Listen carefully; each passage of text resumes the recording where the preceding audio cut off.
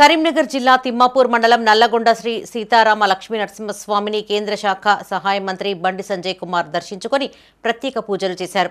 మొదటిగా ఆలయానికి చేరుకున్న ఆయనకు పూర్ణ కుంభంతో ఉత్సవ కమిటీ సభ్యులు స్వాగతం పలికారు. అనంతరం committee chairman Bandaripalli Laxman, EO Anil Kumar శాలువా కప్పి సన్మానించారు. ఈ కార్యక్రమంలో ఉత్సవ కమిటీ సభ్యులు గాజుల అంజయ్య, బూత్కూరి శ్రీనివాస్, కందుకూరి లక్ష్మీరాజం, జింక శ్రీనివాస్, కవ్వంపల్లి మహేష్, గోలి లక్ష్మీ నర్సయ్యలు పాల్గొన్నారు.